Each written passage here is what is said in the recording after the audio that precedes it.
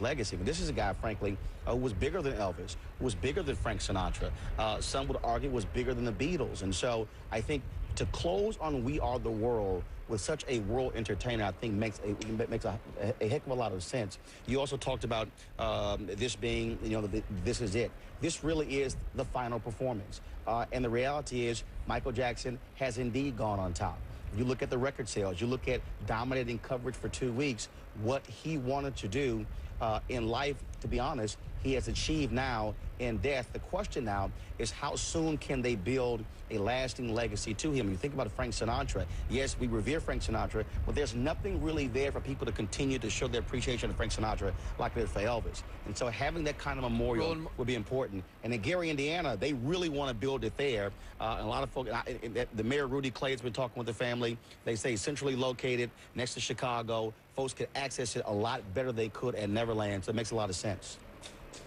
Everybody, I would imagine, wants to build it wherever they are, because that's something that's going to bring people in from a long, long distance. It's interesting when you think about lasting legacy, Roland. You certainly think about his children, because he had said that one of the reasons that he wanted to take on this tour, 50 shows, was in part because he wanted his children to see him perform. And a realist will also tell you because he's got massive debt, and that was part of the reason also. But there is something about his children being sort of in that right age range, our children, Brian, and I both have kids that age where you want them to understand what it is you're famous for, what it is you do, certainly. He said how much the kids were important to him. When we did the interview, his son Blanket greeted us at the door. Why was that his nickname? I don't know. I'm sure there's a story behind there, but he was very well behaved. He offered us some candy, shook our hands, but you could tell the relationship between father and son was genuine. And I believe both Blanket, Paris, and Prince Michael really gave his life new meaning, and especially in the later years, it really gave him focus. You can see outside the Staples Center now, those vehicles that were rolling through the highway have come to a stop because they are slowing down, getting ready to turn in, make their way right here where we are to the Staples Center.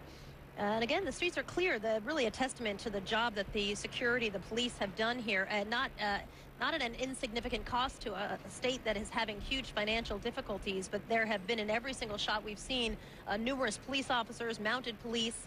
This, of course, to make sure that there's no mayhem at this scene, which is the family and very close friends who've been attending that private memorial service, really having a clear way into the Staples Center, and the hearse, too, of course, most importantly, coming in and being able to place them below the stage where the memorial is going to take place. And let's take you inside to the Staples Center. Don Lemon is inside there. He has been watching the preparations underway. Don, we have seen a space at the bottom of the stage that we believe is where the casket of Michael Jackson will be placed.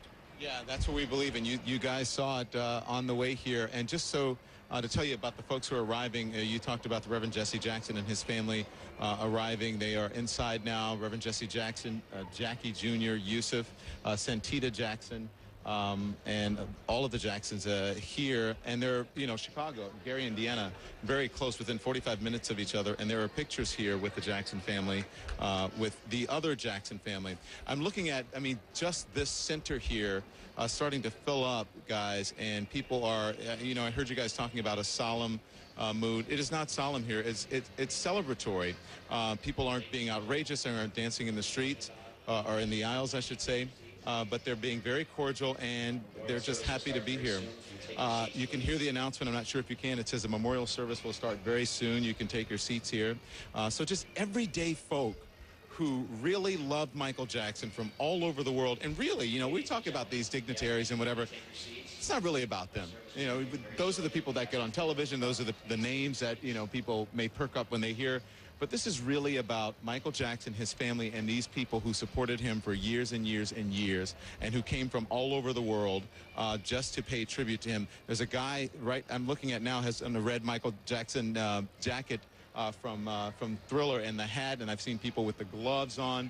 And everyone, ever since I put that program on television, my email box is clogged. I can't even send emails out. Everyone asking for this program. So certainly it is a collector's item, and if you can get your hands on one, it would be amazing to get one. I'm sure they're going to be in short supply very soon, and I wouldn't be surprised if they end up on eBay very shortly as well, Soledad and Anderson. Yeah, Don, we want to take a very short break, our last one before the ceremony begins. So let's take that break now.